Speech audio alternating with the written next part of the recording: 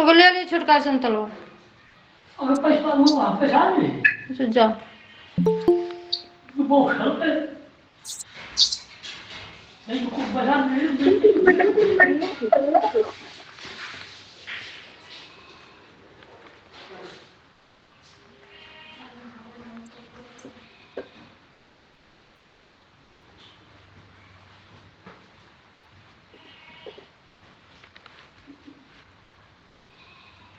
मैं फोन कर दूंगी मुझसे फिर कॉल जाए कॉल में परसों एतवार के ना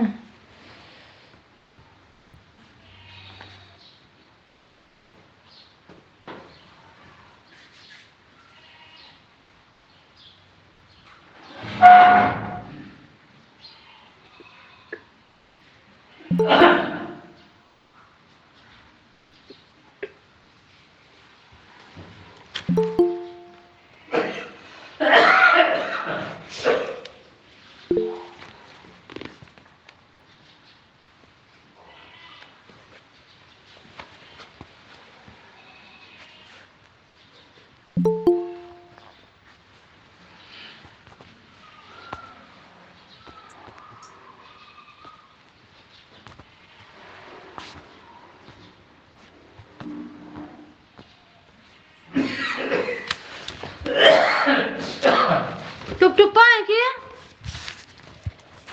बेटे ये अपना बेटा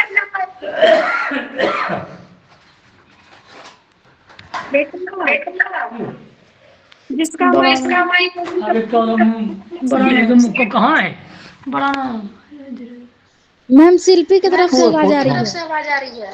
मैं तो के तरफ हवा नहीं कर ली इसी। जी हाँ शिल्पी हाँ हाँ बोलिए हाँ मैडम ठीक है। Good morning madam. Good morning बेटे।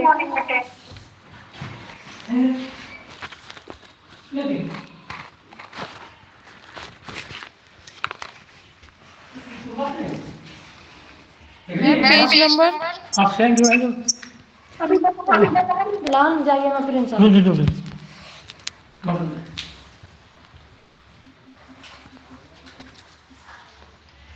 कहाँ आया भाई कैसे करो छोड़ा गड़बड़ाई इधर के।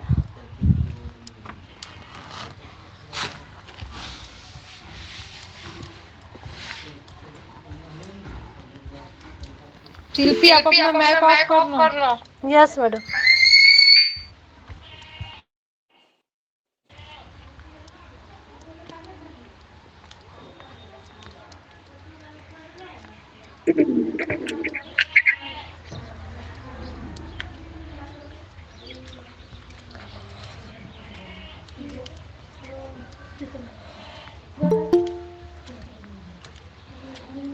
आज का रिवीजन सेकंड यूनिट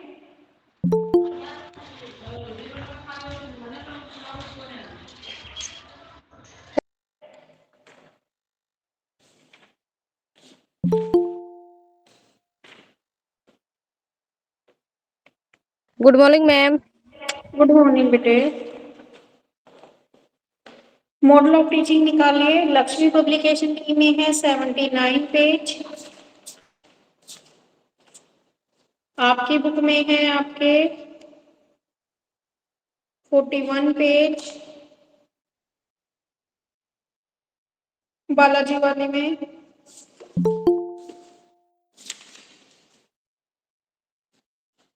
इंग्लिश वाली में है 41 और हिंदी में है 63। मैम कल क्लास हुई थी? हाँ जी हुई थी कल क्लास। फर्स्ट यूनिट कंप्लीट हो गई थी कल। Okay ma'am. आज हम सेकेंड यूनिट में आ गए।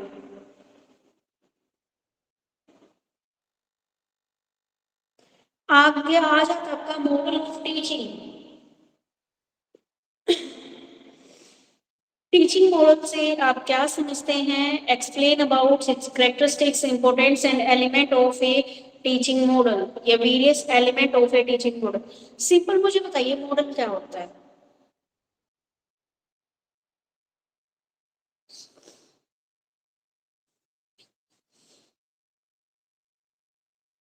मॉडल क्या होता है भाई? आप क्लासेस में बच्चों को देखते हो मॉडल बनाते हैं, है ना?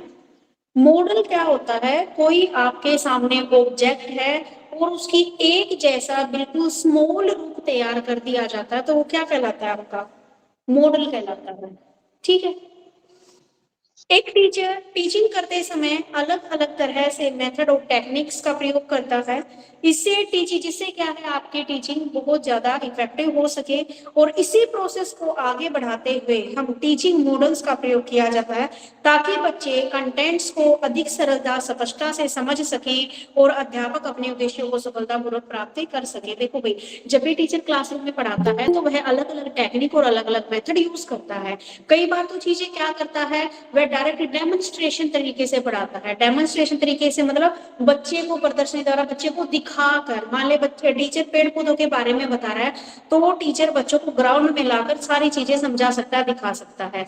एक होता है आपका मॉडल के जरिए, और कुछ ऐसी चीजें होती है अपनी टीचिंग को इफेक्टिव बनाने के लिए टीचर क्या करता है, अपने जो सब्जेक्ट मटेरियल है, सब्जेक्ट मैटर उसको और इजी बनाने के लिए क्या करता है, मॉडल दिखाता है। आप देखते हो ग्लोब, ग्लोब भी क्या है, एक मॉडल है, हमारी अर्थ का मॉडल है। तो हम उसको समझाने के लिए बच्चे को क्या दिखाते हैं, ग्लोब दिखाते हैं। या कोई आप कोई भी इमारत ले लो, जैसे ताजमहल है, उसका क्या है, हम छोटा सा मॉडल दिखा सकते हैं बच्चों को। या कुछ जैसे सोलर सिस्टम हो गया, सोलर सिस्टम को समझाने के लिए हम उसका मॉडल दिखा सकते हैं। ठीक है। तो मॉडल क्या होते हैं, हमारे एक टीचिंग टेक्निक है, जिससे क्या है, हम अपने सब्जेक्ट को और इजीली बच्चों के सामने उसको प्रेजेंट कर सके और बच्चों को समझा सके। ठीक है। ये क्या होता है, जो मेन जो स्वरूप होता है किसी भी चीज का, मान लो जो मॉडल बनाया जाता है, वो मान लीजिए पूरी बिल्डिंग है, तो उसका मॉडल क्या है, बिल्कुल छोटा सा उसके जैसा ही, यानी कि किसी वास्तविक वस्तु के स्मॉल रूप को क्या बोला जाता है, मॉडल बोला जाता है, और वह उससे मिलता जुलता होता है। और कई बार क्या करते हैं, हम अपने जीवन में भी बहुत सारे व्यक्तियों को अपना आदर्श मानते हैं, तो उसको भी हम मॉडल कह सकते हैं। उसी की तरह हम व्यवहार करना चाहते हैं, उसी की तरह बनना चाहते हैं। ठीक है। ये क्या है, इस रूप में कोई भी टीचर भी आपके मॉडल के तौर पर काम कर सकता है, कोई नेता, अभिनेता, ये सारी चीजें। ठीक है। मॉडल की आवश्यकता एक तो क्या है, अगर और गहराई से देखें तो जो मॉडल की आवश्यकता है वह चित्रकार, शिल्पकार, मूर्तिकार और जो भी आपके आर्किटेक्ट हैं, इंजीनियर हैं आदि अपनी शौक और बिजनेस की जरूरतों को पूरा करने के लिए पड़ती है। जैसे किसी स्थान पर कोई इमारत या कारखाना खड़ा करने से संबंधित, तो उसका मॉडल पहले तैयार किया जाता है। अब देखो ज्यादातर मॉडल्स कहाँ पर यूज होते हैं, कोई भी आपका पेंटर हो गया, कोई भी आपका मूर्तिकार हो गया, अगर मान लीजिए कोई बिल्डिंग बनानी है तो उसका क्या कर लेते हैं, पहले एक मॉडल तैयार कर, मान लीजिए एक स्कूल तैयार करना है, कॉलेज की बिल्डिंग बनानी है, तो उसका पहले छोटा सा फ्रेम में कोई भी कंपनी बनानी है तो उसका क्या कर लेते हैं, एक मॉडल तैयार कर लिया जाता है। ठीक है। तो आर्किटेक्ट, इंजीनियर अपने बिजनेस की जरूरतों को पूरा करने के लिए भी इस मॉडल का प्रयोग करते हैं। तो ऐसे ही क्या है, तो ये क्या होता है, मॉडल होता है। तो ऐसे ही हम टीचिंग में भी क्या करते हैं, अपने सब्जेक्ट को और अट्रैक्टिव बनाने के लिए मॉडल के जरिए बच्चों को समझाते हैं। अब देखो सोलर सिस्टम का, सोलर सिस्टम का अब वैसे तो हमें दिखाई नहीं दे रहा है, लेकिन बच्चों को हम क्या करते हैं, मॉडल दिखाते हैं और उसके अकॉर्डिंग हम सोलर सिस्टम बच्चों को समझाते हैं, इसलिए उनको क्या है, जल्दी समझ में आता है। अब देखो मैं अपनी एक बात बताती हूँ, जब हम पढ़ते थे उस टाइम पे सोलर सिस्टम था, हमारे टीचर्स ने हमें कोई मॉडल नहीं दिखाया, मॉडल नहीं दिखाया, तो वो ना हमेशा दिमाग में कंसेप्ट घूमता रहता था कि कैसे क्या होता है। लेकिन जैसे जैसे बड़े हुए ना, हमने मॉडल्स देखे। अब बच्चों की जो आपकी आज के टाइम पे जो बच्चों की स्टडी है बहुत ईजी कर दिया है उसको। ठीक है। बच्चों को मॉडल के जरिए एक्चुअल में सोलर सिस्टम जब मैंने अपने बेटे को पढ़ाया ना, तब ज्यादा मुझे अच्छे से क्लियर हो, तेरी ऐसे भी होता है। ठीक है। क्योंकि हमने तो जब पढ़ा था हमें ना कोई मॉडल दिखाया, बस क्लास में बता दिया कि आपके ये इतने इतने आपके वो होते हैं। पहले तो ये था, हम पढ़ते थे तब तो प्लेनेट भी 9 थे, अब तो 80 प्लेनेट है, एक प्लेनेट तो गायब हो गया।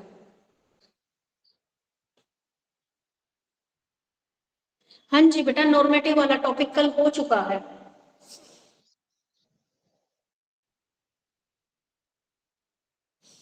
इस क्लास के लास्ट में एक बार ओवरव्यू दे दूंगी नॉर्मेटिव वाले का थोड़ा सा।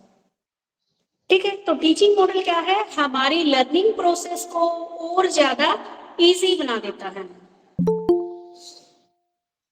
कोई बात नहीं बेटा, प्रॉब्लम होगी मैं लास्ट में ले लूंगी। तो मॉडल क्या होता है, जो टीचिंग मॉडल है उसका मीनिंग है जो हमारी लर्निंग प्रोसेस को और भी सरल बना देता है, स्पष्ट और बिल्कुल एकदम से उसको ये बना देता है मूर्त कि हमारे सामने ऐसा ही है। तो ऐसे शिक्षक जिन मॉडल्स का प्रयोग करते हैं, तो टीचिंग में हम जिन मॉडल्स का प्रयोग करते हैं उनको हम क्या बोलते हैं, टीचिंग मॉडल बोलते हैं। ठीक है, तो यहाँ पर अलग अलग जितने भी साइकोलॉजिस्ट हैं उन्होंने अपनी अपनी डेफिनेशन दी है। तो डेफिनेशन मैं कोई भी आपको नहीं बताऊंगी, आप पढ़ के देख लेना। डेफिनेशन जो आपको इजी लगे वही आपको करनी है। यहाँ पर 5-6 बंदों की आपको डेफिनेशन दे रखी है। ठीक है,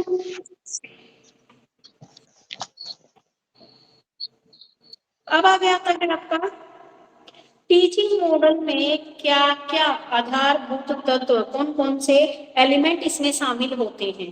कोई भी टीचर किसी मॉडल को अपने टीचिंग में प्रयोग करना चाहे तो उसके लिए आवश्यक निम्नलिखित एलिमेंट होने चाहिए। सबसे पहले तो क्या है, फोकस, एक ऑब्जेक्टिव होना चाहिए। दूसरा स्ट्रक्चर होना चाहिए।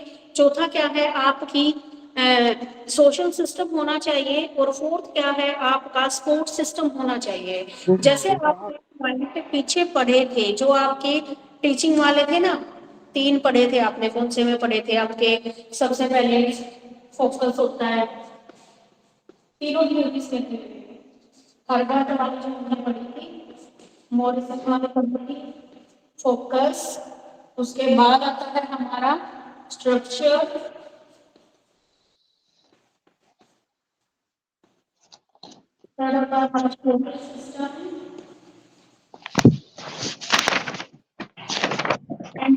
होता है हमारा स्पोर्ट्स सिस्टम या इवैल्यूएशन सिस्टम।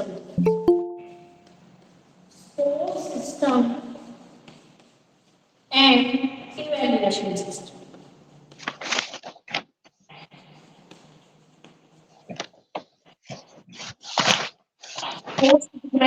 Evaluation system. तो कोई भी मॉडल लेने से पहले हमारे पास ये सारी चीजें होनी चाहिए। फोकस, सबसे पहले ये देखना है हमारा फोकस क्या है, हमारा ऑब्जेक्टिव क्या है, हम किस चीज को बच्चे को पढ़ाना चाहते हैं। स्ट्रक्चर, मान लीजिए हमारा ऑब्जेक्टिव है मेरी क्लास में कि मुझे आज बच्चों को सोलर सिस्टम के बारे में पढ़ाना है, तो मैं अगर बच्चे को उस सोलर सिस्टम का या कोई पिक्चर दिखा देती हूँ या फिर कोई मॉडल दिखा देती हूँ तो उससे बच्चों को समझने में इजी रहेगा। ठीक है, तो सबसे पहले हमारे ऑब्जेक्टिव देखने हैं हमें, कोई भी मॉडल चूज करने से इससे पहले। फिर उसका स्ट्रक्चर लेंगे हम।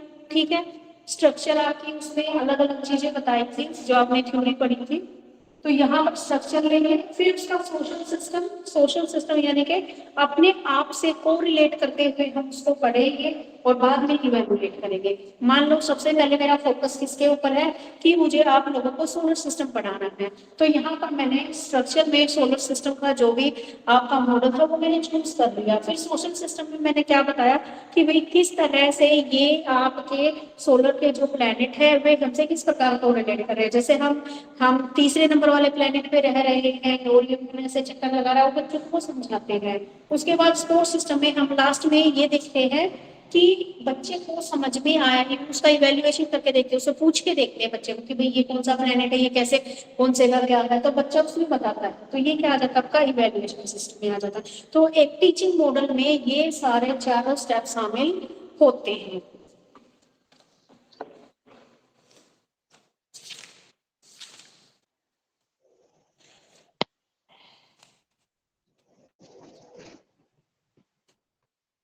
अब इसका दिया गया है आपका कैरेक्टरिस्टिक्स ऑफ टीचिंग मॉडल, ये इंग्लिश मीडियम में रखी है। बेसिक अजम्पशंस होनी चाहिए, इंडिविजुअल डिफरेंसेस को भी हमें अपनी क्लास में ध्यान में रखना चाहिए।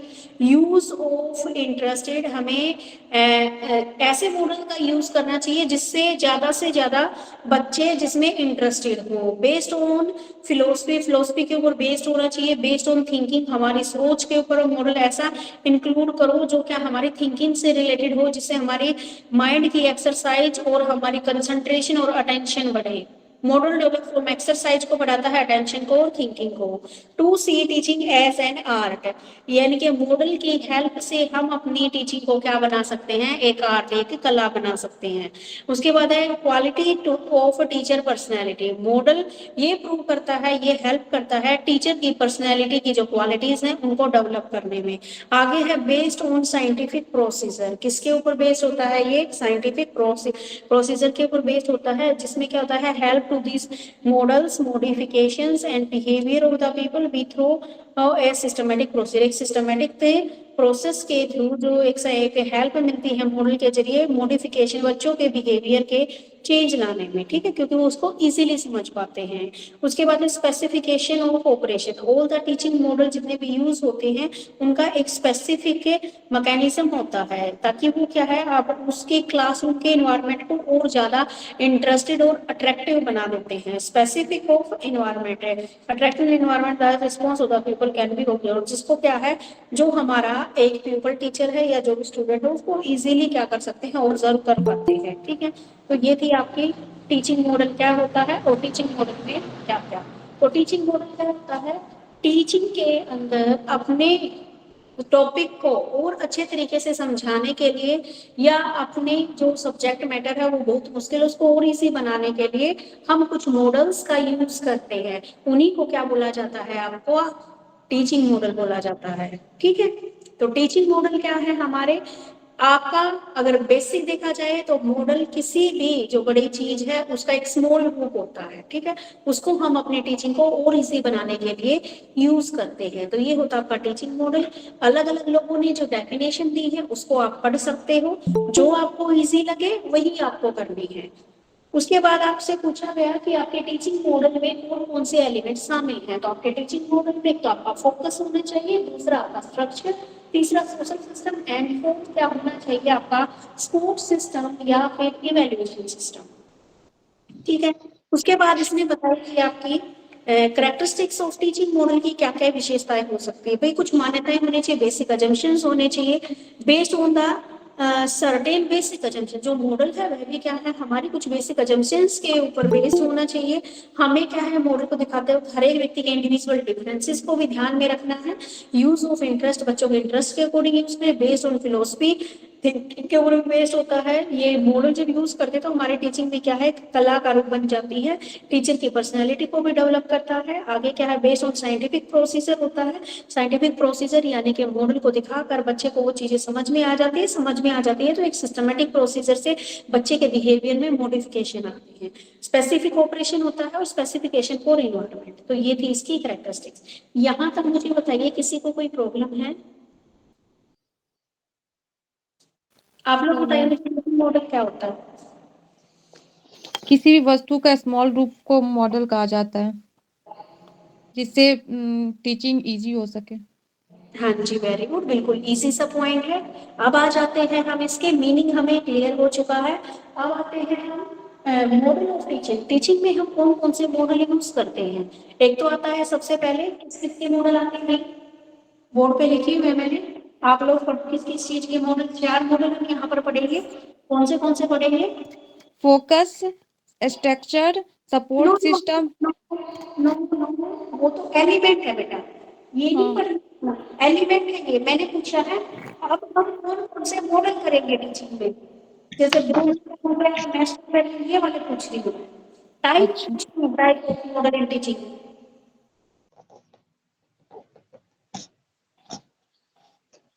बोर्ड पे लिख रखी है मैंने,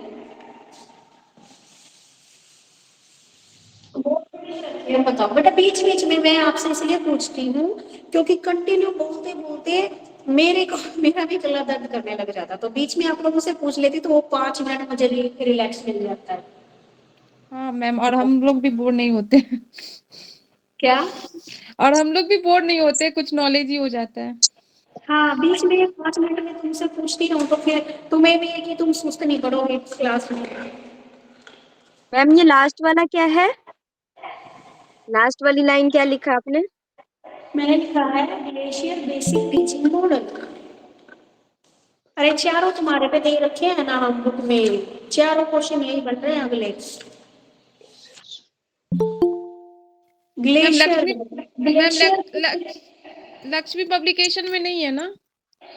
नहीं बेटा, सारे लक्ष्मी पब्लिकेशन में भी मिले मेरे को, मैं देखती हूँ। ये 4 जो लिखवाए ये नहीं है।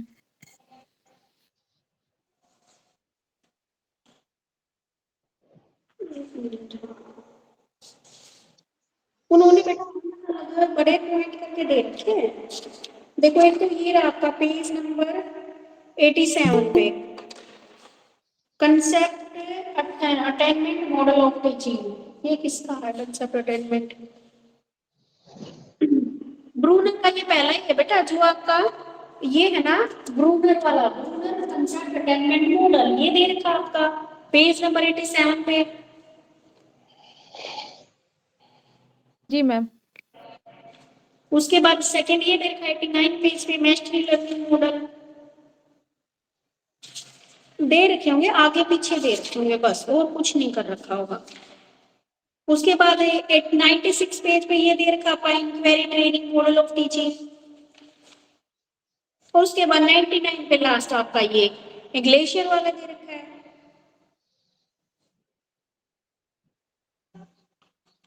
सारे दे रखे बेटे आपके, जो ये बीच में दे रखे हैं ना टाइप ऑफ टीचिंग मॉडल, इन्होंने ये फिर पता है क्या कर रखा है, इसको बेशक कट कर देना आप, ये लक्ष्मी वाला जो सेकंड क्वेश्चन है ना वो वाला, उसमें ये होता है देखो भाई, अलग अलग बंदे अलग अलग टाइप के मॉडल देते हैं। अब तुम क्लास में मान लो 20 बच्चे हो, मैं 20 बच्चों से एक टॉपिक के ऊपर पूछूंगी तो सबकी अलग अलग राय मिलेगी, ठीक है। तो जो आपका लक्ष्मी पब्लिकेशन की हुई सेकंड बुक है उसमें पूछा टाइप ऑफ टीचिंग मॉडल, तो ये जो टीचिंग मॉडल है ये दे रखे हैं ब्रूस जायस और मार्शल वेल के अकॉर्डिंग, जो आपका है ना ये information processing model, social interaction model.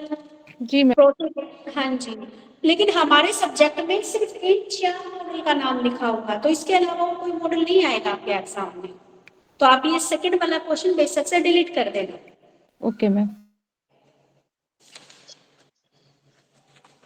अब देखो भाई आते हैं हम अपने क्वेश्चन पे, ब्रूनर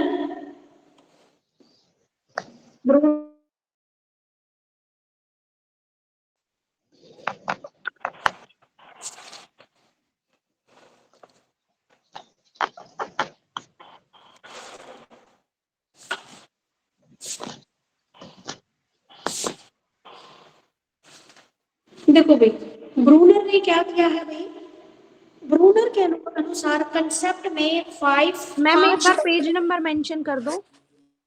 पेज नंबर बेटा हिंदी मीडियम में है 65 और इंग्लिश मीडियम में है आपका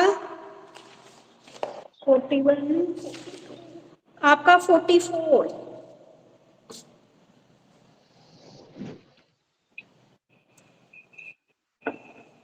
ओके मैम।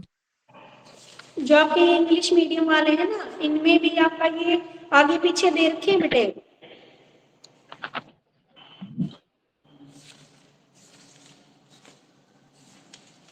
जो मॉडल है वो आगे पीछे दे रखे हैं, तो आगे पीछे से कर लेना, कोई दिक्कत नहीं है। किसी में कोई फर्स्ट में लगा दिया, किसी में कोई फर्स्ट में लगा दिया। चलिए देखिए कंसेप्ट अटेनमेंट यानी कि जो ब्रूनर है उन्होंने दिया है हमारा कंसेप्ट अटेनमेंट। इसका क्या मतलब होता है भाई, संपर्क उपलब्धि, क्या मतलब होता है भाई हमारा इसका कंसेप्ट अटेनमेंट द्वारा जो भी हमारा स्टूडेंट है वह इन्वायरमेंट में डिफरेंट ऑब्जेक्टिव में समानताएं और उसमें संबंध स्थापित करना सीखता है कि कौन कौन सी चीजें एक दूसरे से रिलेट कर रही है। अब हम भी पढ़ रहे हैं, हम देख रहे हैं कि कौन सा पॉइंट पिछली बुक से कोरिलेट कर रहा है, कोरिलेट करते हुए कोई चीजें मिल जाती हैं तो हमें उसको पढ़ना और इजी हो जाता है कि हाँ भाई ये तो मैं पहले कर चुका हूँ। तो कंसेप्ट अटेनमेंट में हमारे जो ब्रूनर बोलते हैं वो यही बोलते हैं कि जो बच्चा है वह इन्वायरमेंट में जो अलग अलग जितनी भी वस्तुएं हैं उनके बीच में उन ऑब्जेक्ट्स में समानताएं और उनके बीच अगर एक जैसी चीजों में क्या क्या समानताएं हैं और क्या हम संबंध स्थापित करना इसके अंदर सीखते हैं।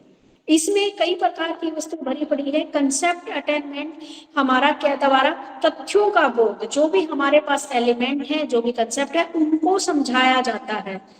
इस बोध द्वारा विद्यार्थियों की सामान्य बौद्धिक क्षमताओं को विकसित किया जाता है। कंसेप्ट अटेनमेंट द्वारा हमारा आगमन तर्क का इंडक्टिव मेथड का प्रयोग होता है। अब देखो भाई, इसने बताया कि कंसेप्ट है, कंसेप्ट को समझाने के लिए हम क्या करते हैं, एक कंसेप्ट को उससे सिमिलर कंसेप्ट से रिलेट करते हुए बच्चे को समझाते हैं।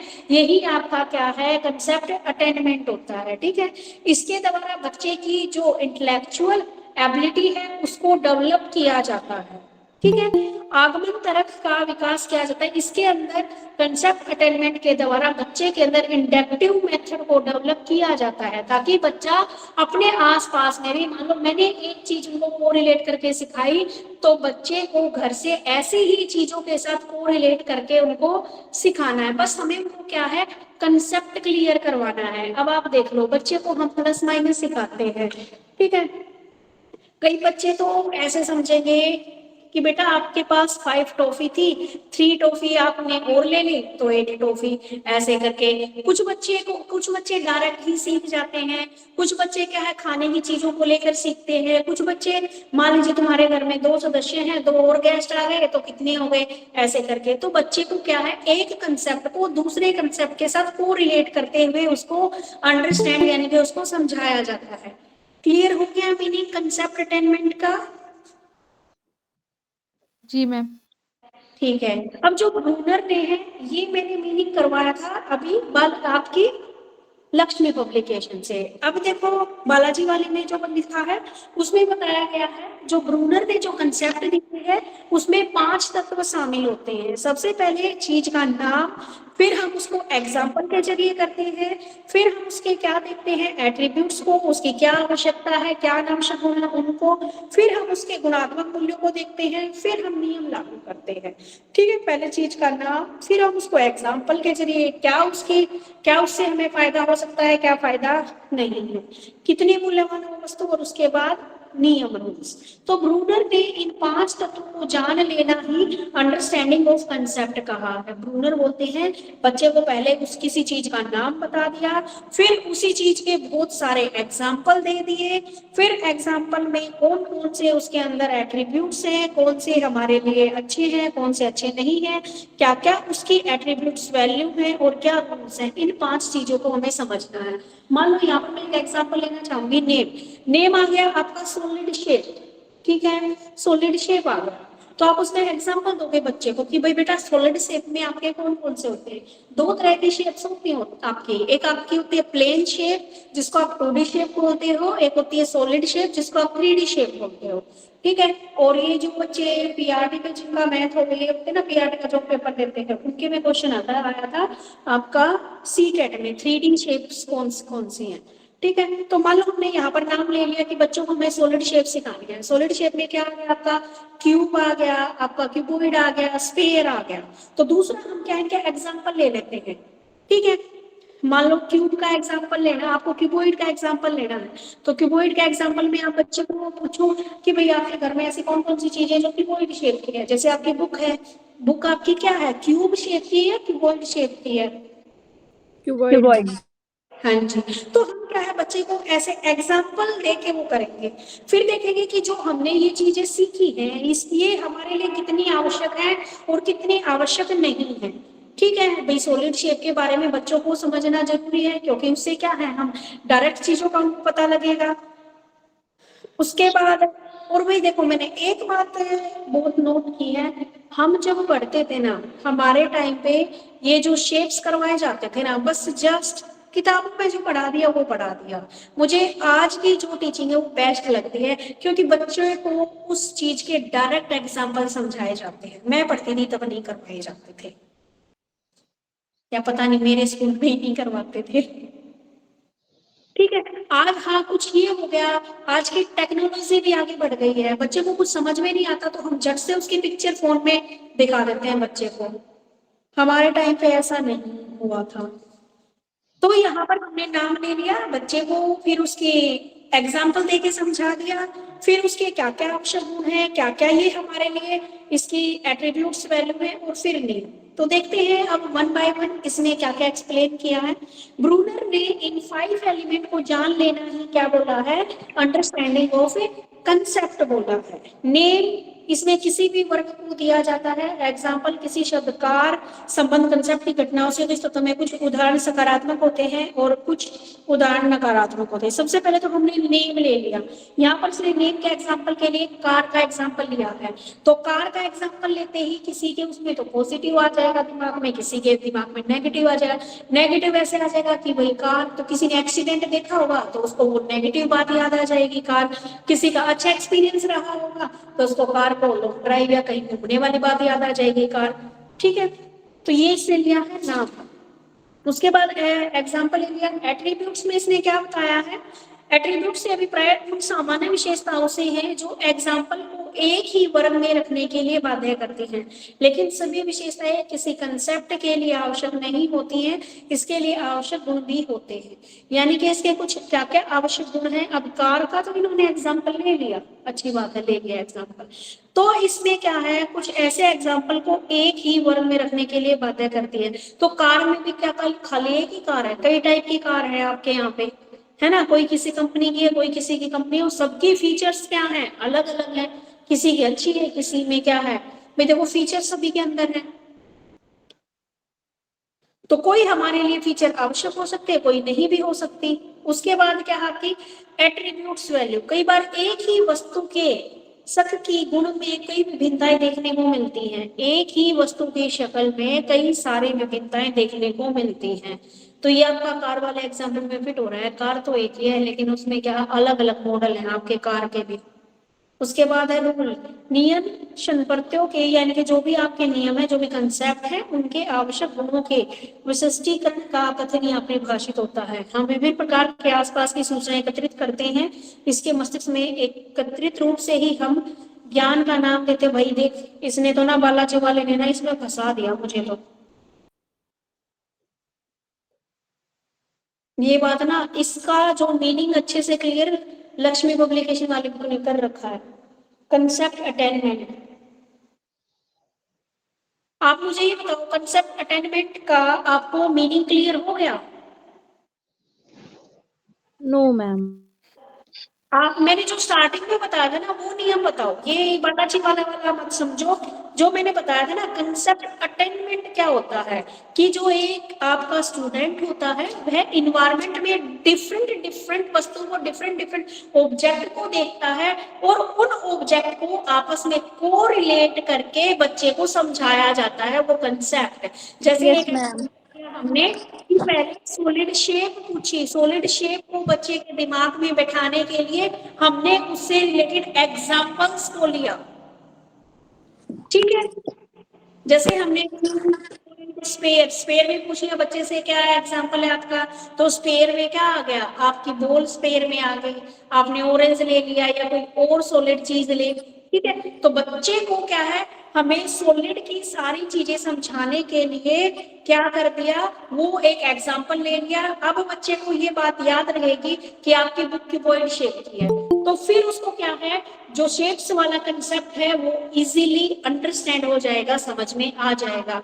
ये है आपका कंसेप्ट अटेनमेंट, कि बच्चे के अंदर हमें कंसेप्ट की फॉर्मेशन करनी है और उसको अच्छे से समझाना है, ताकि मैं उसे, अगर मैंने एक चीज का एग्जांपल बता दिया बच्चे को, फिर कंसेप्ट फॉर्मेशन कैसे हो जाता है उसके अंदर। मैंने उसको क्यूबॉइड के एग्जांपल बता दिए और फिर मैं पूछने लगी कि क्यूब की शेप के एग्जांपल बताओ, तो बच्चा क्या करेगा, उसके दिमाग में कंसेप्ट फॉर्मेशन शुरू हो जाएगी और वह उससे रिलेटेड एग्जांपल भी निकाल के लाएगा।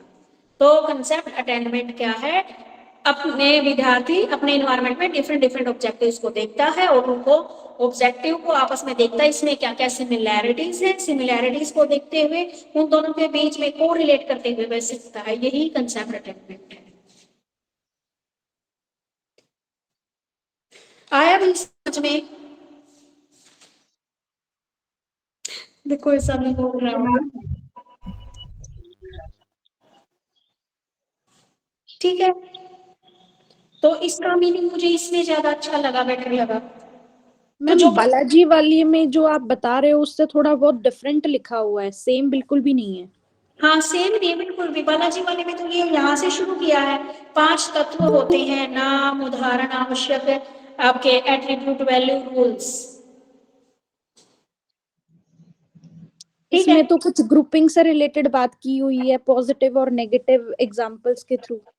हाँ जी।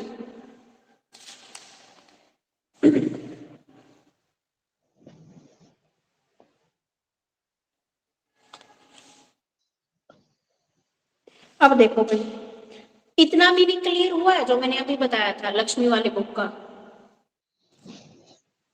एक बार और बता दीजिए मैम। नहीं, इसका तो मैं इसका बालाजी वाले का समझाऊंगी। हाँ, जिसका अभी बस ये बता दीजिए। इसमें ये बताया बेटा, देखो कंसेप्ट डेवलपमेंट, हमें बच्चे के दिमाग में कंसेप्ट को डालना है। अब जैसे मेरे को तुम्हें ये टॉपिक समझाना है, मैं ये टॉपिक समझाऊंगी तो मैं कुछ ऐसे एग्जांपल लूंगी जो आपके टॉपिक से कोरिलेट करते होंगे, कोरिलेट करेंगे तो एग्जांपल लूंगी तो आपको इजीली समझ में आ जाएगा, आपके दिमाग में बैठ जाएगा। बस यही है कंसेप्ट अटेनमेंट, कंसेप्ट को आपके दिमाग में हाँ जी मैम, बिठाना ये है। आराम से समझ में आ गया है, ये तो आ गया है। हाँ फिर क्या था इसमें, एक लाइन में बताया तो बड़ा जल्दी आ गया। इतनी सारी बातें इन्होंने बेवजह की बेवजह यहाँ लिख दी। देखो भाई, अब क्या है, ब्रूनर ने भी बताया है कि अगर हमें किसी कंसेप्ट को समझना है तो हमें उसके 5 एलिमेंट को समझना पड़ेगा।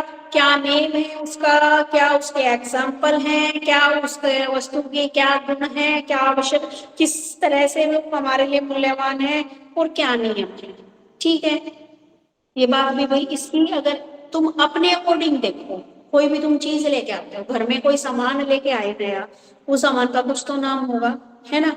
वॉशिंग मशीन लेके आए आपने, फिर सबसे पहले मान लो वॉशिंग मशीन लेनी है तो आपने बहुत सारे एग्जांपल देखे, भाई हम एलजी की ले या किसी और कंपनी की ले या किसी और कंपनी हायर की ले, अलग अलग टाइप की आपने मशीन देख ली, एग्जांपल देख लिए। फिर आप देखोगे भाई आवश्यक कौन सी है, अनावश्यक। आवश्यक मान लीजिए उसकी किस चीज की हमें जरूरत है, उसकी ये देखना है आपको, आवश्यक है या अनावश्यक हो। सारी चीजें देखोगे आप, कोई भी प्रोडक्ट आप खरीदते हो तो उसके फायदे नुकसान दोनों चीजें पढ़ते हो आप।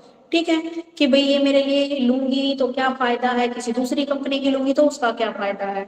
उसके बाद देखोगे एट्रीब्यूट्स वैल्यू, कि कौन सी चीज आपको अच्छी वैल्यू प्रदान कर रही है। वैल्यू का मतलब यहाँ पर आपके प्राइस से नहीं है, प्राइस का मतलब ये है, हम ये बोलते हैं कि महंगी चीज, देखो हरियाणा में कहावत है, महंगा रोवे एक बार, सस्ता रोवे बार बार। ठीक है, कि एक बार हम चीज खरीद लें, चलो भले ही एक बार वो चीज महंगी आ जाए, अगर वो लंबे समय तक चलती है ना, तो हम क्या करते हैं, वो चीज हम बेटर मानते हैं। एक आप सस्ती चीज लेते हो, आज ली कल वो टूट गई, तो वो तो आपका डबल नुकसान हो गया।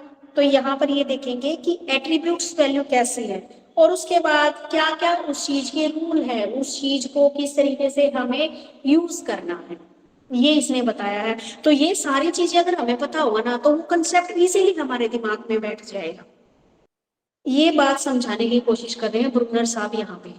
अब हुए ये 5 कंसेप्ट के बारे में क्लियरिटी आपको, जी मैम। जी मैम। कि ब्रूनर यही समझा रहे हैं आपको कि कोई भी कंसेप्ट समझने से पहले मान लो ये 5 बातें आपको आती हैं, तो इसका मतलब आपको वो कंसेप्ट समझ में आ गया, आपको वस्तु का नाम पता है, आप उससे रिलेटेड और भी एग्जाम्पल दे सकते हो, उस वस्तु के क्या फायदे हैं, क्या नुकसान है, किस तरीके से वो वस्तु हमारे लिए वैल्यूएबल है, और क्या इस चीज को यूज करने के रूल्स हैं। ठीक है, ये सारी चीजें अगर हमें पता है तो इट मीन्स हमें वो कंसेप्ट समझ में आ गया। अब देखो कोई भी नई चीज, नया प्रोडक्ट हम घर में लाते हैं, मान लो हमें वो चलाना नहीं आता, आप ये देख लो, आप नया फोन ही खरीदते हो, स्मार्टफोन खरीदते हो, पता स्टार्टिंग में तो हमें सारे फीचर्स का नहीं पता होता ना, तो जब जब हम उसको चालू करते हैं, उसको जैसे जैसे प्रयोग करते हैं, तो हमें सारी चीजों का उसका पता लग जाता है। इट मीन्स वो धीरे धीरे हमें कंसेप्ट समझ में आ जाता है। तो ये है आपका कंसेप्ट अटेनमेंट मोड। अब इसमें क्या क्या दिया है, ये तो बस मीनिंग हो गया भाई क्लियर, इससे ज्यादा मीनिंग मैं नहीं क्लियर करवा सकती। आगे समझ में? जी मैम। जी अब मैम, आते आगे हैं, पार्ट। अब आते हैं इसमें हर एक मॉडल में जैसे पीछे दिया गया था कुछ पॉइंट टेबल या आपके फोकस वाले, फोकस उसके बाद सेकंड क्या था आपका सिंटैक्स,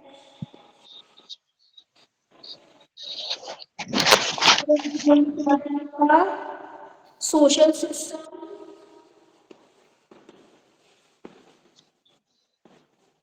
एंड फोर्थ वन हो जाता स्पोर्ट सिस्टम। बेसिकली पॉइंट आ रहे हैं, फोकल पॉइंट आने से क्या होगा आपको इजीली क्लियर हो जाएगा, मतलब वो पॉइंट को याद रखेंगे।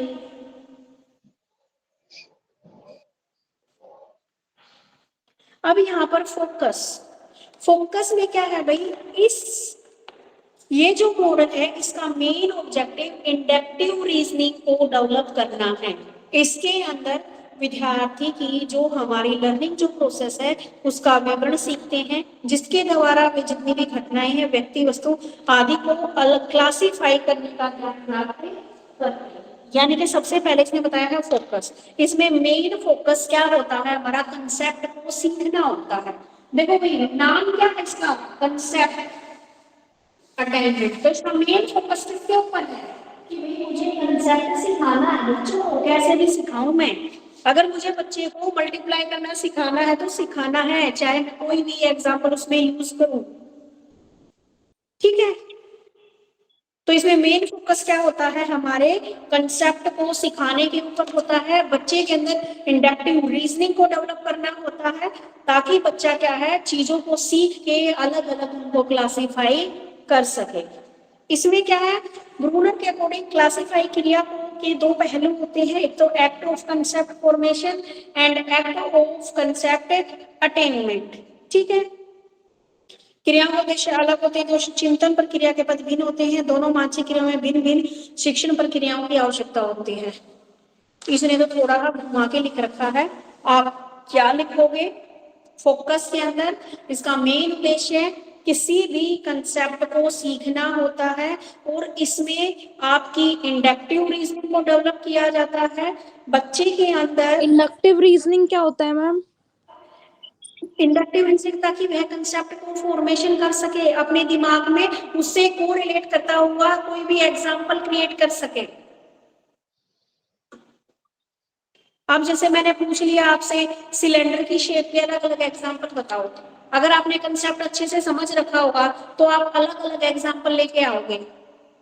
मैंने पूछ लिया भाई अभी तुम अपने आसपास देख के बताओ रेक्टेंगल शेप की कौन कौन सी चीजें हैं, जब आपको पता है कि रेक्टेंगल, आपको कंसेप्ट समझ में आ गया कि रेक्टेंगल ऐसी शेप का होता है, ये मैंने तो गलत बना दिया,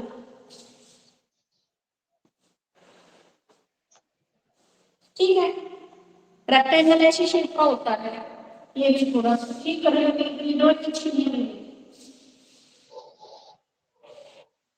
तो आपके अंदर वो कंसेप्ट समझ में आ गया आपको, तो आपके अंदर इंडक्टिव आपकी रीजनिंग पावर या फिर जो भी कंसेप्ट फॉर्मेशन की पावर है वो समझ में आ गई।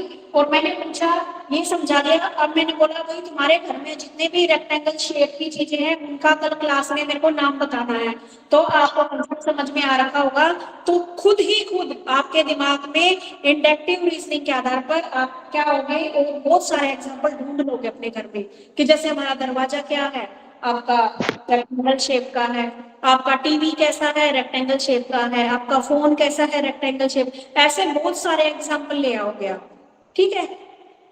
तो इस चीज को डेवलप करना है आपके अंदर। अब हुआ क्लियर? Yes ma'am. तो फोकस वाला पॉइंट आ गया समझ में? तो तुम्हारी बुक में कुछ अलग अलग चीजें लिखी हैं।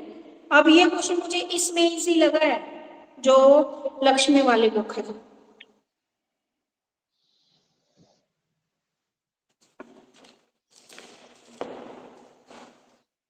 अब देखो भाई सिंटेक्स, सिंटेक्स में क्या बताया गया है, इस मॉडल का ये तत्व 4 स्टेप से गुजरता है। पहले स्टेप में जितने भी विद्यार्थी हैं उनको इंफॉर्मेशन दी जाती है ताकि वह एग्जाम्पल के द्वारा कंसेप्ट को जान ले।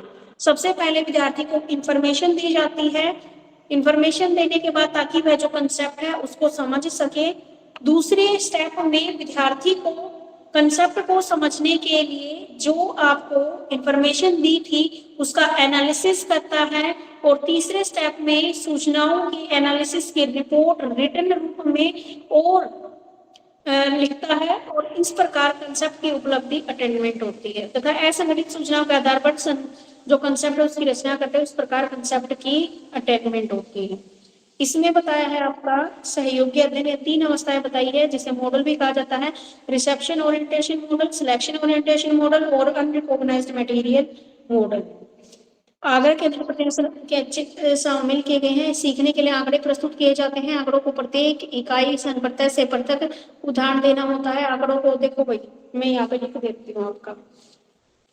अभी ना मैं इसको इसका स्क्रीनशॉट ले लिया, लक्ष्मी वाले बुक के ऊपर नहीं आऊंगी बाकी को।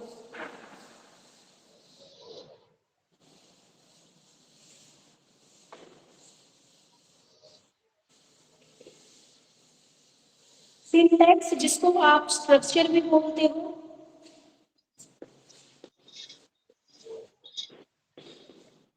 इस मॉडल में सबसे पहले क्या है, बच्चे को इंफॉर्मेशन दी जा रही है।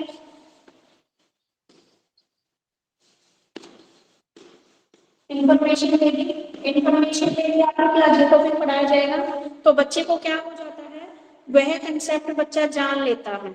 ठीक है, मैंने इंफॉर्मेशन दे दी कि ये वाला कंसेप्ट है, आज ये वाला मैं पढ़ाऊंगी और मैंने एक बार बता दिया, तो बच्चे क्या कर लेंगे, एक बार उसकी रीडिंग कर लेंगे।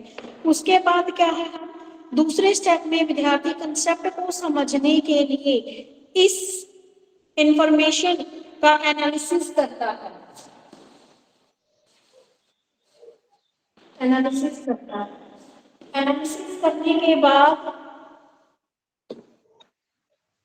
बच्चा इस एनालिसिस की रिपोर्ट रिटन रूप में या असंगठित सूचनाओं के आधार पर कंसेप्ट की रचना करते हैं। बच्चे या तो क्या करेंगे, एनालिसिस कर दिया, उसके बाद करेंगे फॉर्मेशन ऑफ कंसेप्ट।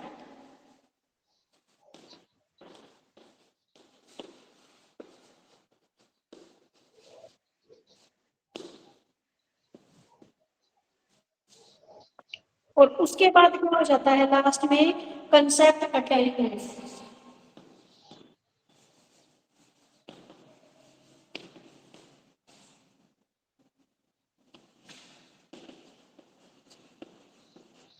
देखो भाई, आपके सामने क्या है, मैं ये टॉपिक मेरे को समझा लेना, तो मैं सबसे पहले आपको इंफॉर्मेशन दूंगी, ठीक है, कि भाई आपको ये टॉपिक, चलो मैंने घर से कोई टॉपिक दे दिया आपको कि बेटा कल आपको ये टॉपिक पढ़ के आना है।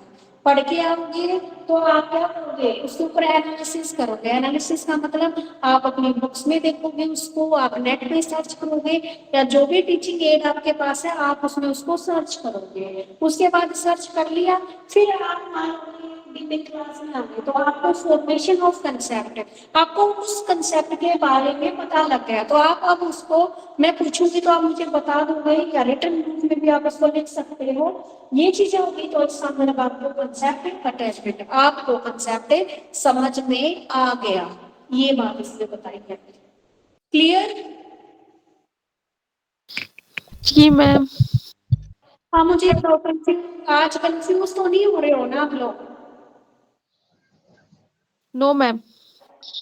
ठीक है। मैम बालाजी वाली बुक में तो इंफॉर्मेशन की जगह प्रेजेंटेशन ऑफ डाटा बता रहा है, फिर हाँ हाँ हाँ, इसने मैं ये बता रहा है।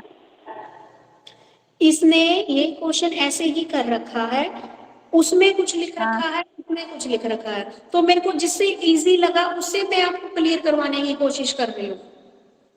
मैम, और टीचर ने सिर्फ एक किताब पढ़ रखी होगी तो हमारा दूसरे वाला तो गलत हो जाएगा ना? नहीं, ऐसा कुछ नहीं होता बेटा, बात तो वही है ना, घुमा फिरा के आना तो वहीं पे है ना। आप क्वेश्चन को कैसे भी निकालो, आंसर तो जाके सेम ही बनना है आपको। बात एक ही है, कंसेप्ट, तो इसमें क्या होएगा, कैसा मॉडल है, कंसेप्ट अटेनमेंट है, बच्चे को कंसेप्ट क्लियर करवाना है, तो आप उसको किसी भी तरीके से करवा सकते हो।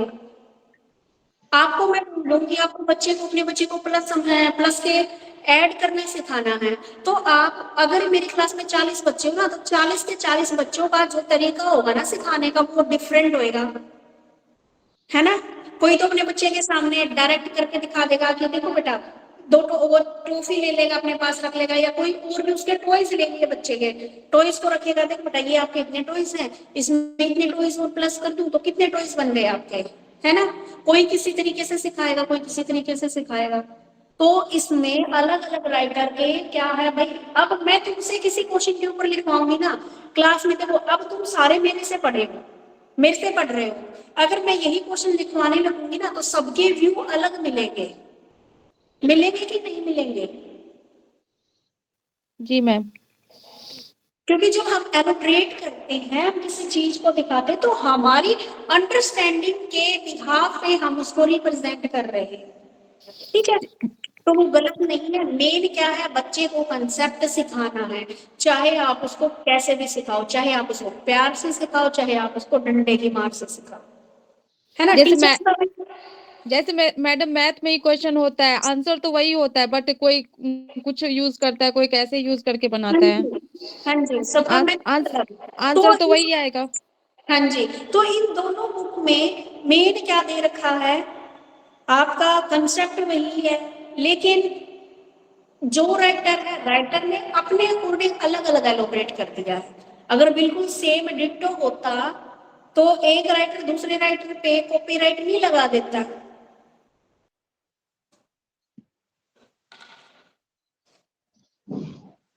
अब देखो यहां तक क्लियर है। जी मैम। आगे यस मैम, यस मैम। आगे ना सोशल सिस्टम आप लोग पढ़ो और एक स्पोर्ट सिस्टम पढ़ो, क्योंकि बोलते बोलते मेरे को चक्कर आने लग गए अकेले। क्लास में बैठे हो ना बच्चे, तब मैं बिल्कुल बोर नहीं होती, मैं पूरा दिन पढ़ा सकती हूँ।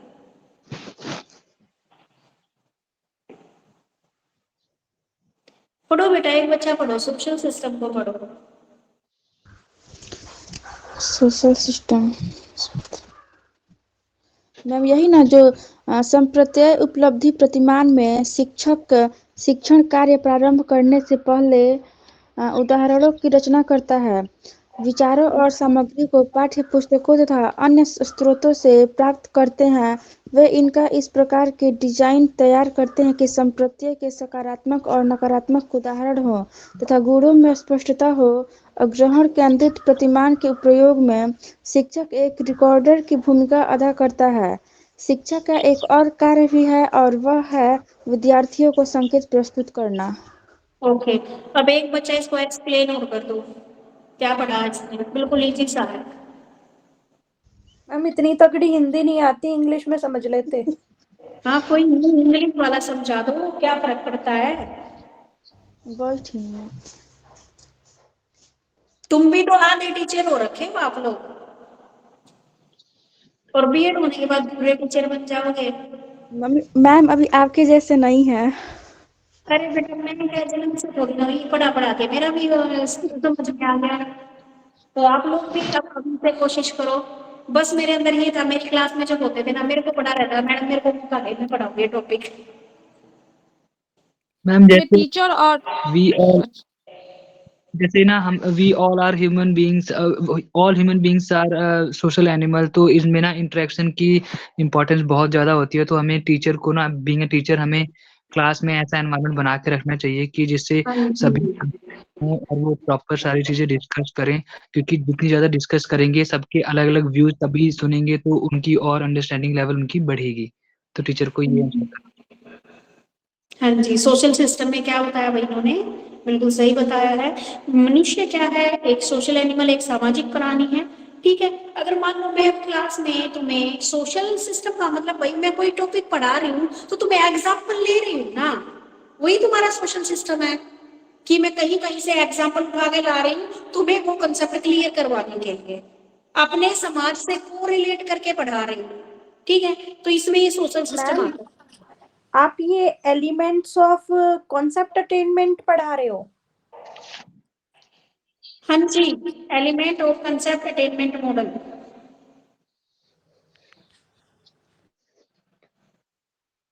अभी गुम हो गया था क्या कोई बच्चा बुक नहीं में? मैम, बालाजी वाली बुक में जो है ये चीजें नहीं लिखी हुई है। अरे भाई, अब इस बच्ची ने जो पढ़ा ना, वो बालाजी वाली बुक का ही पढ़ा था, एज इट इज। बालाजी वाले बुक में ही है, लिखा है मैम बालाजी। पेज नंबर 66 में है। बेचारे इस बुक के समंदर में डूब गई। अरे page analysis of hypothesis third इससे रिलेटेड दे रखा है इसमें तो मैम। आप फोर्थ चेक करो ना, नेक्स्ट पेज पे चेक करो, नेक्स्ट पेज पे है fourth point, social system. Third point है। फोर्थ थर्ड पॉइंट पॉइंट है। नहीं, no Balaji third point, Balaji वाले में सामाजिक प्रणाली social system. Social system fourth point है बालाजी इंग्लिश में 56 पेज पे। हिंदी में थर्ड पॉइंट है। हाँ जी, 67 पेज नंबर। मिल गए बेटे? Yes ma'am.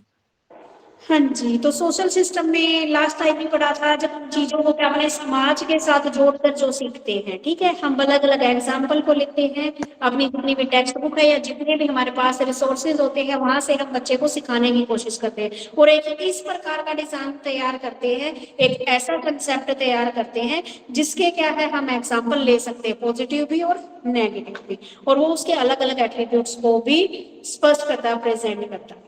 ठीक है, तो यहाँ पर इसने रिसेप्शन ओरिएंटेशन मॉडल के प्रयोग में शिक्षक एक रिकॉर्डर की भूमिका अदा करता है। टीचर का एक और भी कार्य है कि वह अपने विद्यार्थियों को क्या है संकेत प्रस्तुत भी करता है। एग्जाम्पल लिए पाठ्य पुस्तक है, चाहे आपने वो एग्जाम्पल अपनी बुक से लिए या आपने बाहर से कहीं अदर सोर्सेज से आपने वो एग्जाम्पल गेन किए, आपने इस तरह का डिजाइन बना लिया ताकि वो कंसेप्ट है बच्चों को क्या है इजीली समझ में आ जाए, आप उसके एग्जाम्पल भी क्या है दे सको। और एक रिसेप्टेंस ओरिएंटेशन मॉडल में टीचर क्या करता है, रिसेप्टेंशन ओरिएंटेशन, रिसेप्ट किया यानी कि चीजों को देखा और उनको मैंने आपको बताया, तो रिसेप्टेंशन ओरिएंटेशन मॉडल का प्रयोग करते हुए टीचर एक रिकॉर्डर की भूमिका अदा करता है और जहां जहां पर बच्चे को जरूरत पड़ती है वहां वहां पर टीचर आपको क्या देता रहता है, साइन देता रहता है, संकेत देता रहता है। ठीक है, तो सोशल सिस्टम समाज से जोड़कर चीजों को दिखाता है। स्पोर्ट्स सिस्टम में क्या होता है भैया, आपका इवैल्यूएशन होता है कि बच्चे ने कितना सीखा है कितना नहीं सीखा है, जो मैंने एग्जाम्पल इसमें ऐड किए थे उन एग्जाम्पल के जरिए बच्चों को क्लियर हुआ है या नहीं हुआ। ठीक है, ये सारी चीजें किस में आती हैं, आपके स्पोर्ट्स सिस्टम में आती है। अब मुझे बताओ कंसेप्ट अटेनमेंट मॉडल समझ में आ गया?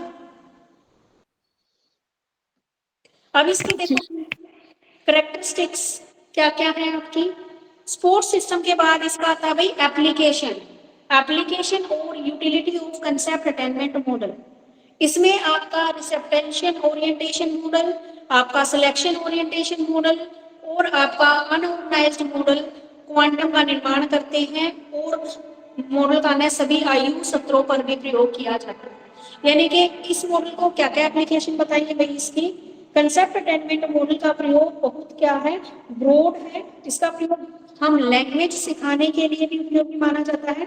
इसके अतिरिक्त इसके एप्लीकेशन को ज्ञान के लिए यह मॉडल बहुत उपयोगी होता है। इस मॉडल का प्रयोग आपका दूरदर्शन पर भी किया जा सकता है, यानी कि जो आपका कंसेप्ट अटेनमेंट मॉडल है इसको हम क्या है टेलीविजन के पर भी इसका प्रयोग किया जा सकता है। इसमें हम क्या सीखते हैं, रिसेप्टेंस ओरिएंटेशन मॉडल। रिसेप्टेंस ओरिएंटेशन मॉडल क्या होता है, मतलब घटनाओं को देखना, उनको देख के चीजों को ग्रहण करना और फिर सीखना, ये वाली बात क्लियर हुई। दूसरा क्या है, सिलेक्शन ओरिएंटेशन, जब हम चीजों का चयन करके हम सीखते हैं, ये वाली चीजें, ये सारे कंसेप्ट हमारे दिमाग में क्लियर हो जाते हैं। ठीक है, या फिर अनऑर्गेनाइज्ड मटेरियल मॉडल, अनऑर्गेनाइज्ड सामग्री से आपने कोई भी चीज बनाई और फिर कोई नई चीज सीखी, तो ये सारी चीजें आपको एक नया कंसेप्ट सिखा रही है, तो वहां पर इसकी एप्लीकेशन या यूटिलिटी बताई गई है। अब आगे बताया गया है इसकी characteristics of concept attainment model. क्या क्या करेक्टरिस्टिक्स है इसकी। एक तो अननोन कंसेप्ट से ये हमें परिचित करवाता है, कोई अननोन कंसेप्ट है, कोई कोई नया कंसेप्ट सीख रहे हैं तभी तो मॉडल का यूज कर रहे हैं, तो अननोन कंसेप्ट के बारे में बताता है। दूसरा, केवल उन्हीं सिचुएशन में ठीक रहता है जहां पर ये मॉडल वहां ज्यादा फिट रहता है जहां हम एग्जाम्पल के जरिए सीख रहे हैं। ठीक है, तीसरी बात बताई गई इसने जिस भी सब्जेक्ट मटेरियल में कंसेप्ट मॉडल की बात की चर्चा न हो वहां पर कंसेप्ट उपलब्धि, वहां पर कंसेप्ट अटेनमेंट मॉडल का प्रयोग नहीं किया जा सकता। वहां पर जनरलाइजेशन को बढ़ाने के लिए, फैक्ट का ज्ञान देने के लिए, कारण बताने के लिए, उत्तर लिखने के लिए इस प्रकार इस मॉडल का प्रयोग नहीं हो सकता। जनरलाइजेशन का उदाहरण धरती में आकर्षक शक्ति तथ्यों का उदाहरण है, भारत 1947 में आजाद हुआ। कारण बताने का उदाहरण है रेतीले इलाके में। देखो भाई इसने बोला है कहाँ कहाँ पर, एक तो अननोन कंसेप्ट हम सीखते हैं, दूसरा ये कहीं सिर्फ जहां पर हम एग्जांपल दे रहे हैं वहीं पर ये मॉडल क्या है फिट हो पा रहा है, दूसरा और तीसरा क्या बताया गया है, वहां पर प्रयोग नहीं किया जा रहा जहां पर हमें जनरलाइजेशन का, सामान्यकरण की जहां बात आ रही है वहां पर इसका प्रयोग नहीं हो रहा। तो ये था भाई आपका कंसेप्ट अटेनमेंट मॉडल। कितने बच्चों को क्लियर हुआ है और कितने बच्चों को क्लियर नहीं हुआ? ये थर्ड पॉइंट में ये चीज है कि मतलब बेटा थर्ड करेक्टरिस्टिक्स नहीं, करेक्टरिस्टिक्स वाला पॉइंट ये इसमें नहीं दे रखा, आपकी बालाजी वाले में नहीं दे रखा, सिर्फ लक्ष्मी वाले बुक में दे रखा है, जिसमें बता रखा है कि जिस विषय सामग्री में, जिस भी सब्जेक्ट में कंसेप्ट मॉडल की बात की चर्चा न हो वहां पर कंसेप्ट अटेनमेंट मॉडल का प्रयोग नहीं किया जा सकता। जहाँ पर फैक्ट्स बता रखे हो मैम, क्या बेटे?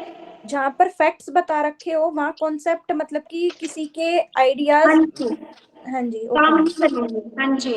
अब जैसे भारत 1947 में आजाद हुआ है तो भाई इसमें आप कौन सा कंसेप्ट लगाओगे? कंसेप्ट तो नहीं लगाओगे, वो तो फैक्ट है।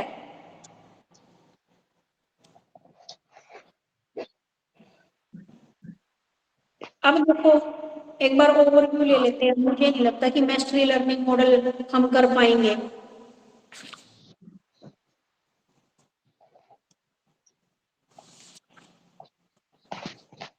क्या पढ़ा था आज हमने स्टार्टिंग से, बताना जरा। Ma'am model of teaching. अच्छा अब बता ही दिया तो इसके बारे में भी बता दो, क्या होता है मॉडल ऑफ टीचिंग? किसी वस्तु का स्मॉल रूप को मॉडल ऑफ टीचिंग बोला जाता है, जिससे टीचिंग इफेक्टिव बनाया जा सके। अच्छा और क्या पढ़ा इसके बाद हमने? 4 टाइप्स के मॉडल्स होते हैं हाँ जी। टीचिंग में, एंड उसमें सबसे पहला हमने ब्रूनर्स अटेनमेंट कॉन्सेप्ट अटेनमेंट पढ़ा, जिसमें कि हमने ये देखा कि हम कॉन्सेप्ट क्लियर कैसे करते हैं, कॉन्सेप्ट हमारा लर्न कैसे होता है। उसमें 4 टाइप की चीजें हमने पढ़ी, focus, syntax, social system and support system. हाँ जी। फोकस किसके ऊपर? देखो बिल्कुल इजी है। फोकस में क्या होता है?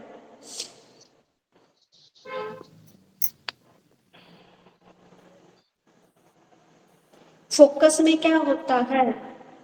आप लोग फोकस में हम कंसेप्ट लर्निंग देखते हैं एंड इंडक्टिव रीजनिंग होती है हमारी, जिसमें हम ये देखते हैं कि बच्चे ने जो हमारा प्रीवियस हमने उसको नॉलेज दी थी उसके बेसिस पे उसने नई नॉलेज कितनी ग्रैस्प करी है, कंसेप्ट का कोरिलेशन करा रहे हैं हम। हाँ जी। सिंटेक्स में हमने क्या किया? सिंटेक्स में बच्चे को इंफॉर्मेशन देते हैं, फिर उसका एनालिसिस करते हैं, फिर वो करते हैं कि बच्चे को आया कि नहीं आया।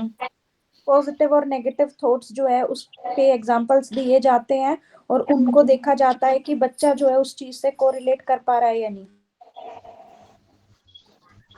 और सपोर्ट सिस्टम में इसमें टीचर और स्टूडेंट के बीच इंटरेक्शन होता है, जिससे बच्चे का नॉलेज बढ़ता है और टीचर बताता है कि बच्चे ने जो हाइपोथेसिस बनाई है वो सही है या गलत है। हाँ जी। वही हुआ ना, नॉलेज बढ़ता है। अगर नहीं होता है तो टीचर से पूछता है। अब तुम्हें पता है क्या करना है? कल आपको करना है, कल जैसे क्लास में लगेगी, मंडे को लगेगी, तो जो ये आपका मैस्टरी लर्निंग मॉडल है ये पढ़ के आना आप लोगों को, ठीक है? अब मैं फर्स्ट यूनिट में से क्वेश्चन आंसर पूछ रही हूँ आप लोगों से। पूछिए मैम।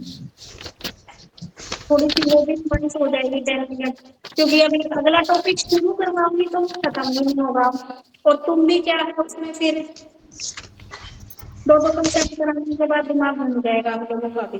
वैसे है तो कुछ नहीं, उसमें भी यही सारा सेम प्रोसीजर चलेगा, focus, syntax, social system, support system, यही सारी बातें। तो मैं आ गई वहाँ पे। टीचिंग क्या होती है? जब एक अनएक्सपीरियंस इंसान को कुछ ज्ञान देता है तो उसको टीचिंग कहते हैं। अच्छा, अब सारे बच्चों को बताना है भाई, जिसको जो आता है सब बच्चों से पूछूंगी। अच्छा, टीचिंग की इम्पोर्टेंस क्या होती है? मैम टीचिंग हेल्प करती है बच्चों को कोई नए कॉन्सेप्ट सिखाने में, एंड खुद की जो हमारे कॉन्सेप्ट क्लियर नहीं है हम उसको भी कैसे इनहांस कर सकते हैं, और हम कैसे सीख सकते हैं अलग अलग इक्विपमेंट्स, अलग अलग मॉडल ऑफ टीचिंग यूज करके, और काफी सारी स्ट्रेटजीज यूज करके हम टीचिंग एनहांस करते हैं। अच्छा, टीचिंग की आपकी कैरेक्टरिस्टिक्स या नेचर में आप क्या क्या लिख सकते हो? It ये changes the behavior of the student. ये एक आमने सामने होने वाली प्रक्रिया है। इसमें टीचर सामने होता है,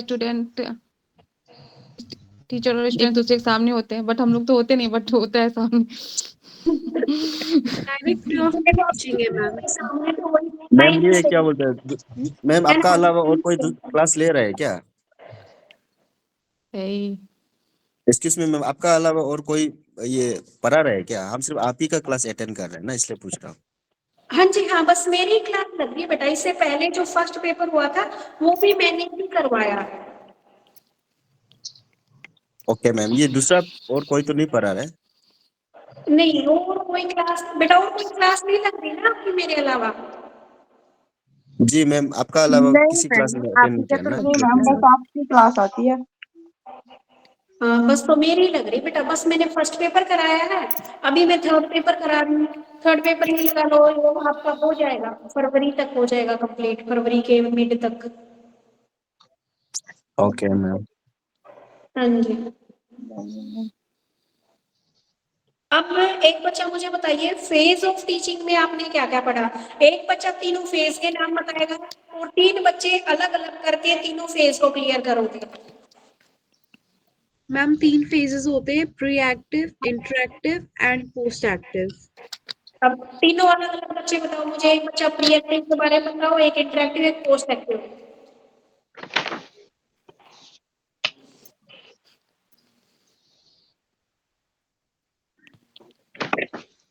बता दो भाई, कोई भी प्री एक्टिव स्टेज, मैम ताकि प्री जिसको ना एक्टिव पता स्टेज एक हो। प्लानिंग स्टेज है जहाँ पे हमारा ऑब्जेक्टिव हम देखते हैं कि हमें क्या ऑब्जेक्टिव हम पढ़ाने वाले हैं, हमारी क्लास में हम क्या डिस्कशन करेंगे वो देखते हैं। देन उसमें हम सिलेक्शन ऑफ मटेरियल, यानी कि कौन सी हमें बुक से पढ़ाना है, which topic we have to teach, and उसे हम कैसे पढ़ाने वाले हैं। देन थर्ड है मैम हमारा वे ऑफ एक्सप्रेसिंग, हम उसको कैसे पढ़ाएंगे, लाइक एमसीक्यू बेस्ड पढ़ाएंगे या फिर पूरा डिस्क्रिप्टिव बेस्ड पढ़ाएंगे। And in last ma'am sequence of subject, एक ऑर्डर वाइज, लाइक हम यूनिट्स जैसे कि अलग अलग स्प्लिट करके दिए होते हैं, तो हम जो है सारी चीजों को कोरिलेट करके कंबाइंड टॉपिक बनाते हैं ताकि हम बच्चों को इजीली पढ़ा सकें। अब अगला बच्चा इंटरएक्टिव स्टेज बताइए।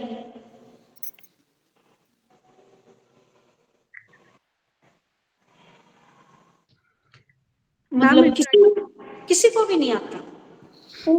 आता है मैम। हाँ तो बता दो।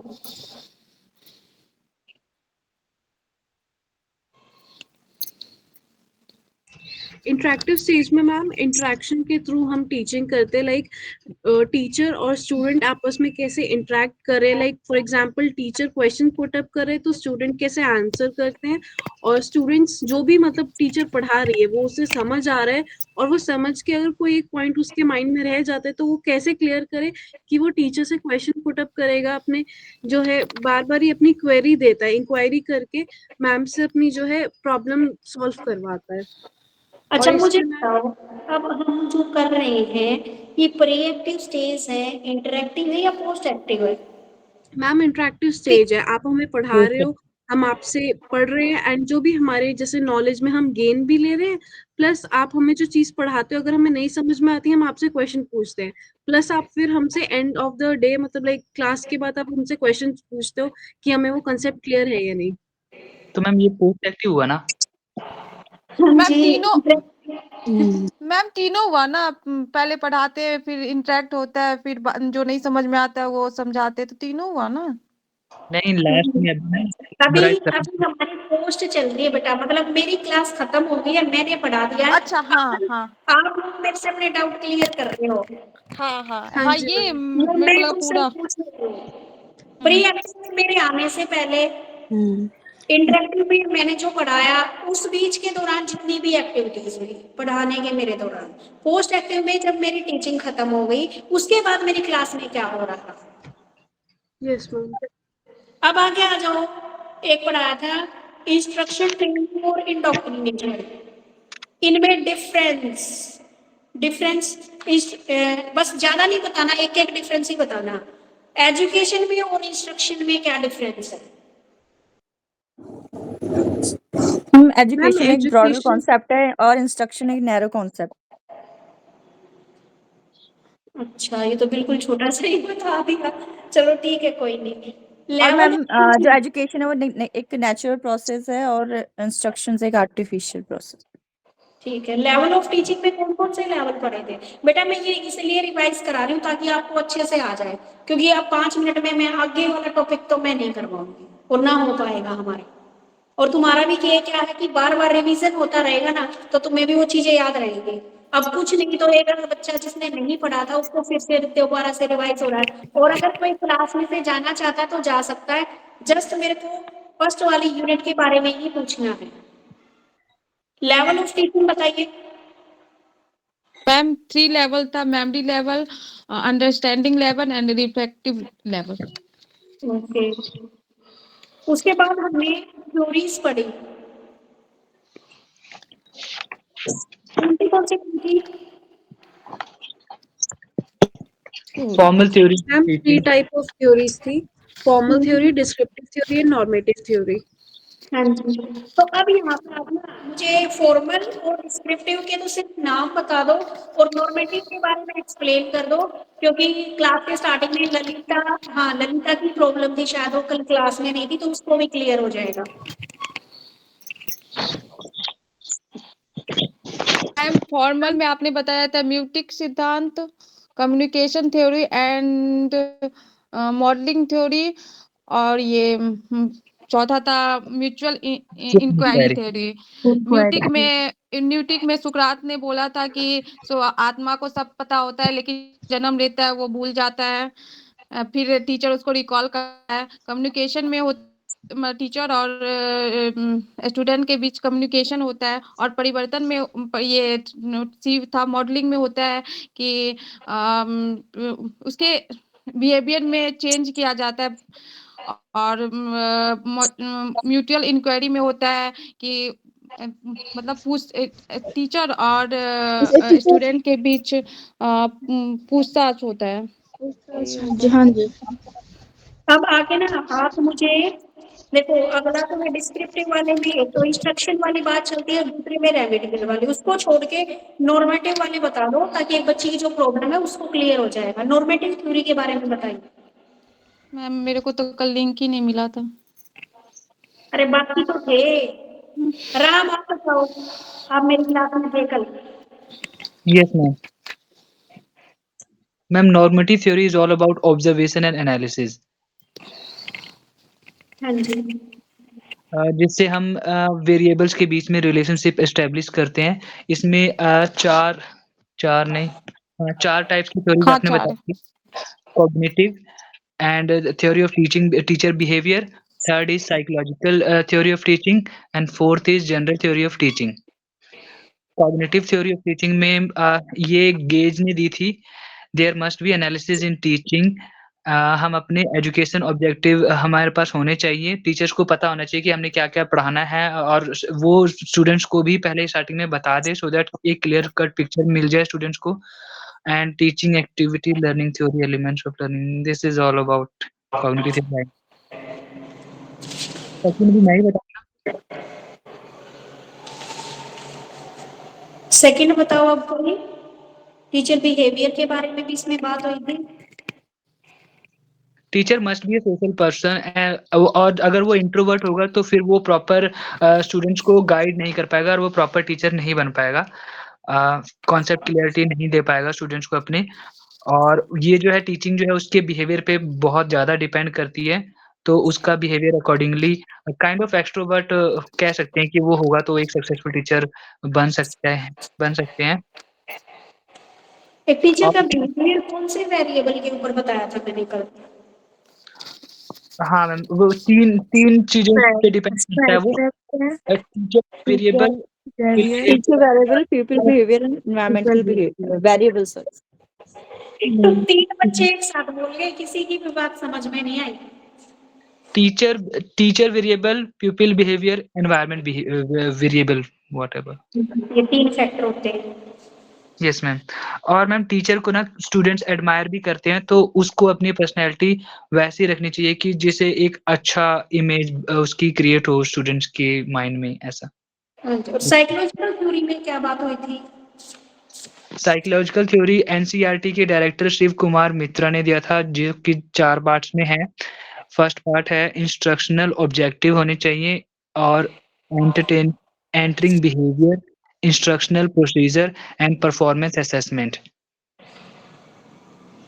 हाँ जी। ऑब्जेक्टिव में हमें आप पता होना चाहिए कि आज हमें पढ़ाना है, और वही स्टूडेंट को भी बता देगा, सो दैट स्टूडेंट्स को क्लियर कट आइडिया रहेगा कि हम आज क्या सीखने वाले हैं। एंड सेकंड पॉइंट है एंटरिंग बिहेवियर। ये जैसे ही टीचर क्लास में एंटर करता है, उसे स्टूडेंट्स को का पहले से लेवल पता होना चाहिए, सो दैट टीचर भी जो भी कॉन्सेप्ट बता रहा है वो उनके लेवल पे आके समझा पाए, तो इससे जो है स्टूडेंट्स जल्दी समझेंगे। और थर्ड है इंस्ट्रक्शनल प्रोसीजर। और पढ़ाना, तो जो पढ़ाना एक्चुअली टीचिंग का मेन चीज वो इस थर्ड वाले पार्ट में आ जाएगी।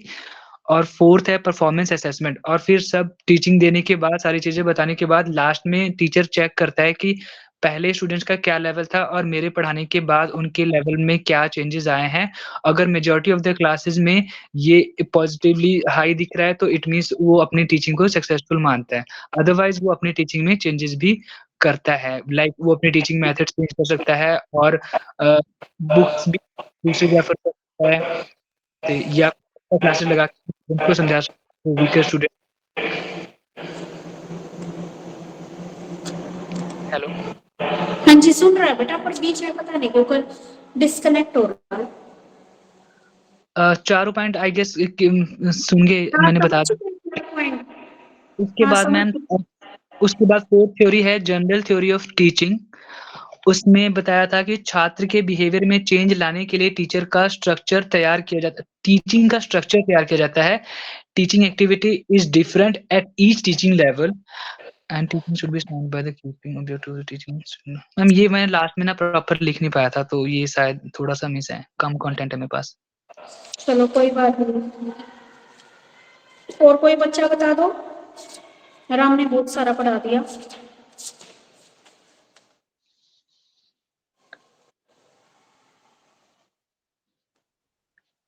इसमें यही तो बताया था ना, जनरल थ्योरी जो एस.टी. क्लार्क ने दी थी, उसने ये बताया था कि टीचिंग एक ऐसी प्रोसेस है जिसमें हम बिहेवियर में चेंज ला सकते हैं अपने टीचिंग स्ट्रक्चर को तैयार करके।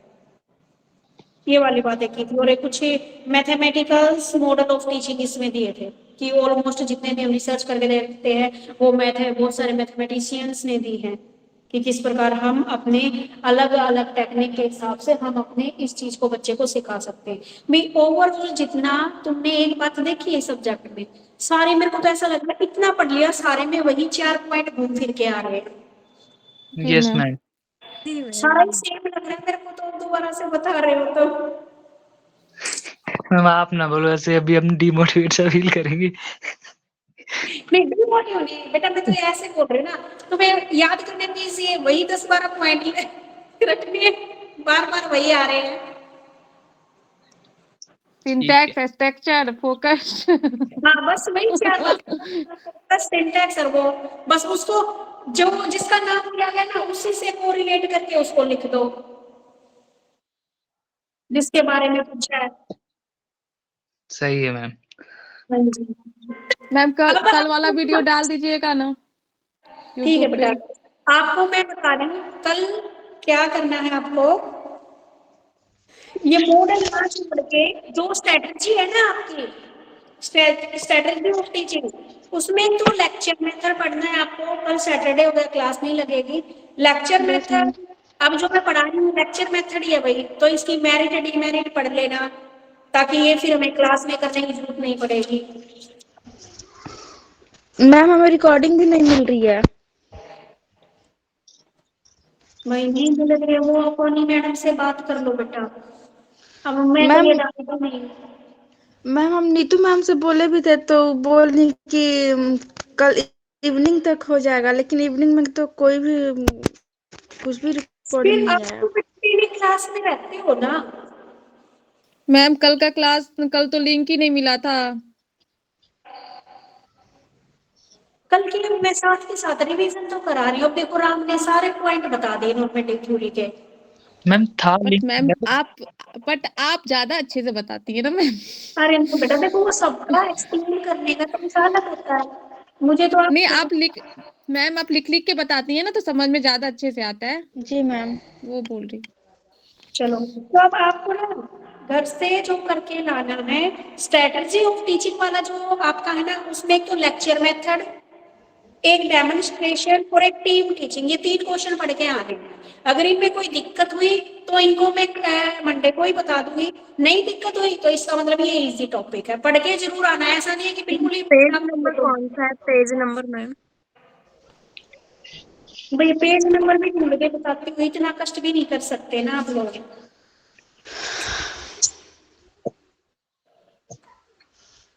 देखो, बालाजी वाली हिंदी मीडियम में है lecture method, question number 9, page number 82। Page number 82। हाँ जी।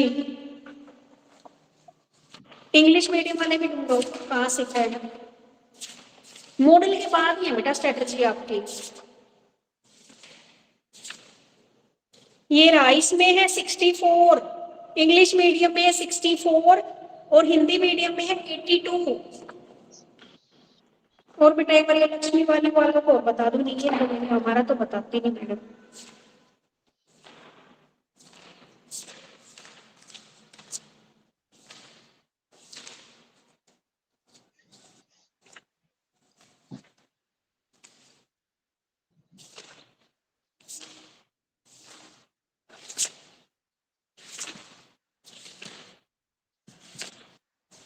ये रहा बेटा, ये जो लक्ष्मी वाले हैं इनकी पेज है 122, पेज नंबर 122।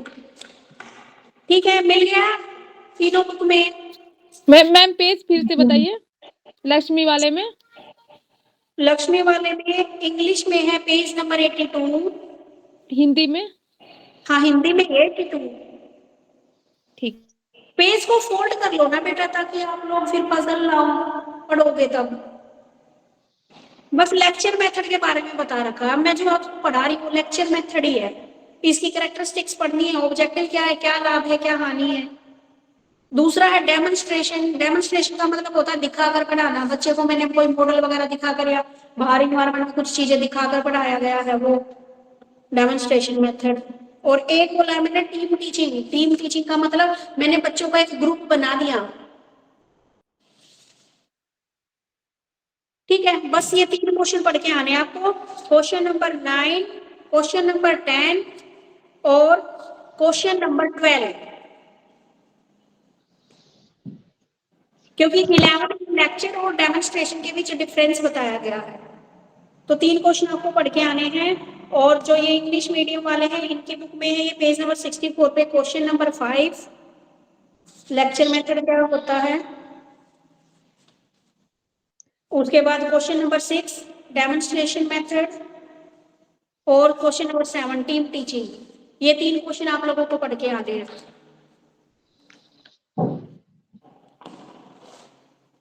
ठीक है बेटे, yes ma'am. Bye bye ma'am. Bye ma'am. Bye बेटे बाय। मिलते हैं मंडे को। Yes ma'am. जो काम दिया बाय है मैम। करके लाना है। जी मैम।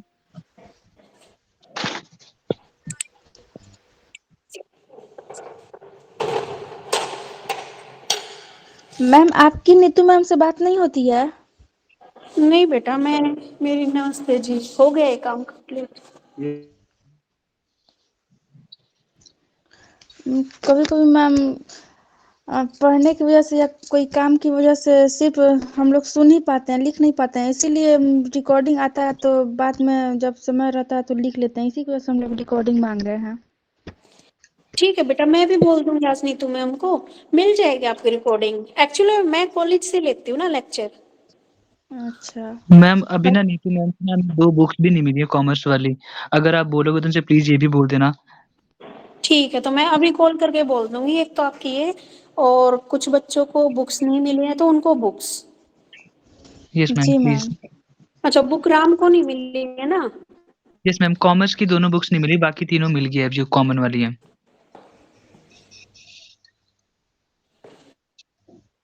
हेलो मैम, आवाज नहीं आ रही आपकी।